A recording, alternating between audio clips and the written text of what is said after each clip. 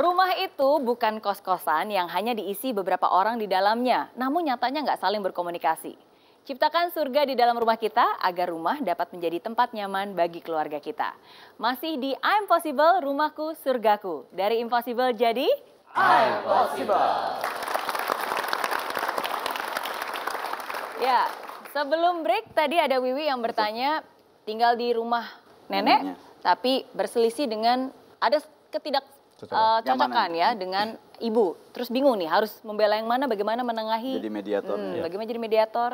Kamu ingin nggak nenekmu dan orang tuamu akur? Kira-kira bisa nggak itu dijadikan latihan buat kamu berlatih negosiasi, mengakurkan nenek dan orang tua? Bisa kan? Nah, syaratnya kalau kemudian kita akan mengakurkan itu, prinsip yang pertama apa? Segala sesuatu harus dilihat dari perspektif positif. Ya, bahwa masing-masing pasti punya kelebihan. Yang dilihat jangan kekurangan. Ya, ini contoh kadang-kadang kan ada orang yang fokus pada hambatan. Yeah. Saya pernah ikut lari di Car Free Day gitu kan. Ya. Biasanya kan habis lari itu ada yang suka ngasih makanan gratis gitu ya. Yeah. Kata teman saya ajak makanan gratis. Antriannya panjang. Gratis, panjang. Gratis, panjang. Dan akhirnya saya ikut antrian. Dan saya ngambil makanan. Teman saya dapat makanan nggak? Nggak. Saya dapat nggak? Dapat. Dalam hidup itu ada orang yang fokus pada hasil, ada orang yang fokus pada hambatan. Nah, kalau ingin berhasil mengakurkan nenek dan juga orang tua, fokus pada hasilnya. Jangan fokus pada hambatan. Aduh, masa lalu orang tuaku tuh kelam. Aduh, nenekku itu sudah dibilangin, sudah tua. Susah dibilangin. Begitu kita berpikir gitu, itu mempengaruhi hormon-hormon di dalam tubuh kita, maka akhirnya susah. Kenapa? Pikiran kita, ucapan kita itu menjadi doa dan alam kemudian akan mendukung apa yang kita lakukan. Tapi kalau yes, saya akan tunjukkan bahwa saya bisa mengakurkan nenek saya dengan orang tua saya dengan kacamata perspektif. Saya yakin nenek punya kelebihan, orang tua juga punya kelebihan. Dan kalau itu dilakukan, maka kemudian Anda akan, Wiwi ya, akan menjadi wanita yang luar biasa dan nanti akan dapat jodoh yang luar biasa. Apa yang harus dilakukan? Modeling dong. Ketika ketemu nenek, jangan pernah jelek-jelekin orang tua. Ketemu orang tua, jangan jelek-jelekin nenek. Walaupun Anda tahu kejelekannya. Yang kedua, coaching dong. Emang nenek nggak sayang sama anaknya? Begitu ketemu orang tuanya, Pak, kan yang melahirkan nenek. Apa nggak ada sisi positif dari coaching? Ya. Kemudian facilitating. Kadang-kadang tidak sengaja, diajak makan bareng. Ya kan? Dipraktekin aja. Ya. Dan kadang-kadang perlu di-mentoring. Ya, supaya kemudian kelihatannya ini kalau dipertemukan sesuatu yang negatif jangan dipertemukan dulu. Jadi yang 4 ing tadi bisa dipraktekin juga. Cari momen yang tepat Cari juga. momen yang tepat ya. supaya kemudian rumahku jadi home. Sehingga apa? Anda kalau toh punya kegiatan di luar bukan pelarian. Kegiatan di luar itu adalah pilihan. Jangan kita membuat kegiatan di luar karena pelarian. Dan karena kalau kita membuat kegiatan di luar karena pelarian, maka nanti kita akan boleh jadi terpengaruh hal-hal yang negatif. Tapi kalau pilihan, yes, gue pilih. Bukan karena gue nggak tahan sama nenek-nenek ini. Ya. Ya. Tapi karena memang saya ini pilihan, saya harus berkembang, saya harus beraktivitas di luar gitu. Iya. Kira-kira gitu, Mbak Wiwi. Ya. Baik. Jadi walaupun rumahku surgaku bukan berarti kita mager aja di rumah ya, alias malas gerak dan diem aja di rumah. Tetap harus beraktivitas, tetap harus di luar, tapi itu jadi pilihan, bukan pelarihan. Ya. Oke. Nah, saya lagi mau tanya lagi nih ke Pak Jamil. Biasanya apa sih yang membuat orang itu nggak betah tinggal di rumah? Ya, yang membuat nggak betah di rumah ya tadi apa yang kemudian kita itu jadi hobi kita tidak tersalurkan, apa yang menjadi kesenangan kita nggak tersalurkan. Rumah itu ini nggak gue banget deh. Ya, maka ciptakan rumah itu menjadi yes gue banget supaya rumah itu menjadi surgaku. Ya, apa yang kemudian menjadi kesenangan anak ya kita fasilitasi untuk kemudian dilakukan. Ya. Jangan kemudian yang menjadi hal-hal yang dibenci di anak malah di rumah diperlakukan. Ya. Itu nanti anak dari kayak gini pergi aja deh, di rumah juga nggak asik. Ya. Mama diajak ngobrol nggak asik, ibu diajak ngobrol nggak asik, ya. Bapak diajak ngobrol nggak asik. Saya karena saya punya anak ya yang sudah 25 tahun, juga ada yang kemudian 14 tahun, saya itu belajar dunia muda. Saya tanya-tanya itu istilah itu apa sih? Apa? Capcus ya. Kadang careless, ya kan? Ya. Kadang Jones, jomblo ngenes, ya kan? Kadang macam-macam saya belajar. Kemudian saya aktif di Instagram itu anak saya yang nyuruh. Saya aktif di YouTube tuh anak saya, Pak, dunia sudah berubah. Kalau Bapak ngamen itu ketinggalan, Pak. Bapak nggak akan dikenal orang. Yang buatin Twitter saya anak saya. Yang buatin Instagram saya anak saya. Kenapa? Itu hasil di rumah jadi home. Ya, tidak kemudian orang tua yang berkuasa. Kamu nggak usah ngajarin Bapak ya. dunia berubah, Bapak nggak perlu berubah. Bapak sudah hebat, ketinggalan dong. Ya. Dan anak jadi nggak kerasa di rumah. Sebel punya bapak nggak gaul, sebel. Ya, akhirnya dilari. Larinya kalau ke tempat yang benar, alhamdulillah. Ya. Tapi kalau larinya ke tempat yang nggak benar, kita yang rugi juga sebagai orang tua, sebagai kakak. Ya, Betul. maka kemudian pastikan rumahku, surgaku dengan cara jadi home, bukan hanya sekedar house, gitu kira-kira. Ya. Kaptus ya, Nih.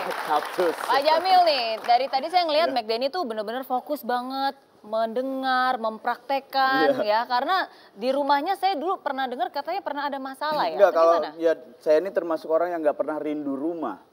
Serius, saya tidak pernah rindu rumah. Ini yang salah apa karena keluarga saya. Waktu saya masih remaja kayak kalian gitu, yang masih ada keluar di sini gitu ya. Maksudnya selalu menyalahkan orang tua karena nggak ada komunikasi sama orang tua. Tapi saya pikir-pikir sekarang lagi saya punya anak, nggak bisa kayak gitu. Saya harus memutus.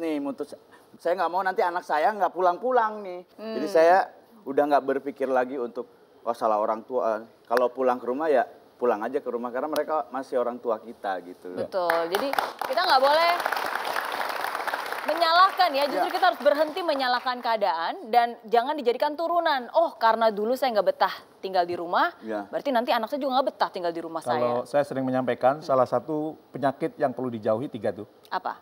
Pertama adalah blame, kerjaannya nyalain orang. Betul. Ini salah orang tua, ini salah papa, ini salah mama, ini salah ibu. Ini Bahkan rumah juga disalahin, ini salah rumahnya, kurang Ini catnya besar. salah, nih catnya nih. Catnya.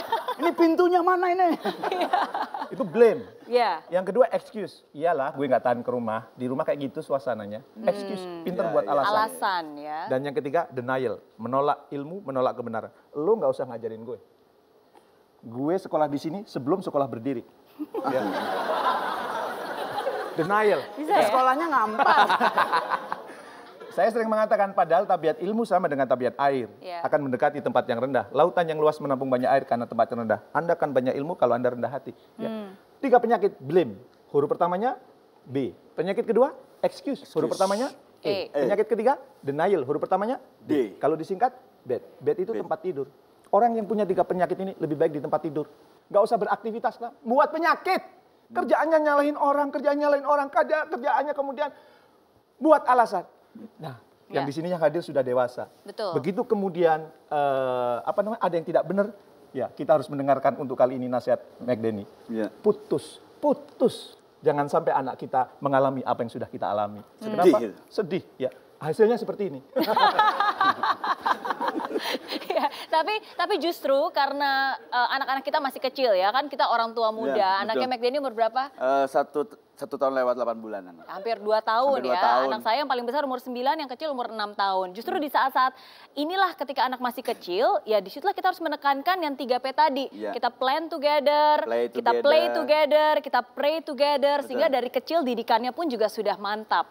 Sehingga besar nanti mereka akan selalu merindukan rumah dan selalu ingin bersama kita. Dan supaya itu Ya. terwujud, dan supaya itu terwujud, jangan lupa Apa? 6 ing. Oke. Ya, 6 yang tadi. Modeling dilakukan, ya. Dan kalau kemudian modelingnya nggak cepat, orang tua saya dulu putus, ya. Lo, gue, end untuk urusan ini, ya. Tapi sebagai anak harus tetap hormat sama orang tua, silaturahmi. ya kan? Yang kedua apa tadi? Coaching, ya. Ajukan banyak pertanyaan supaya kemudian dia merenungkan.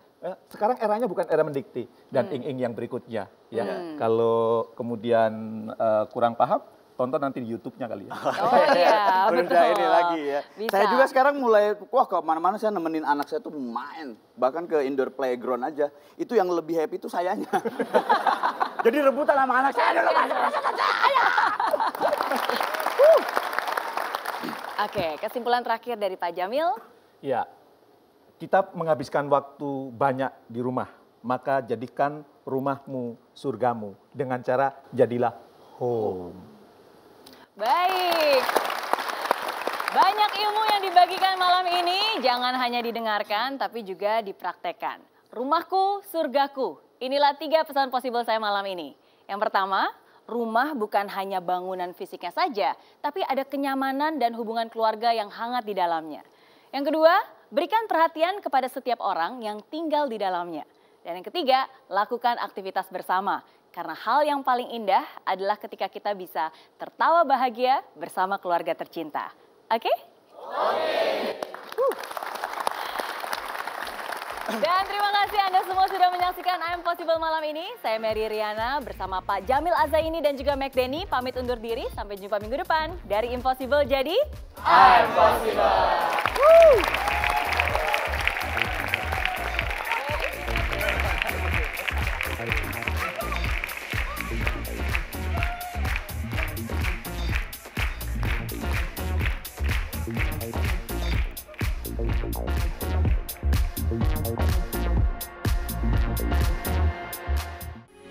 Metro TV, knowledge to elevate.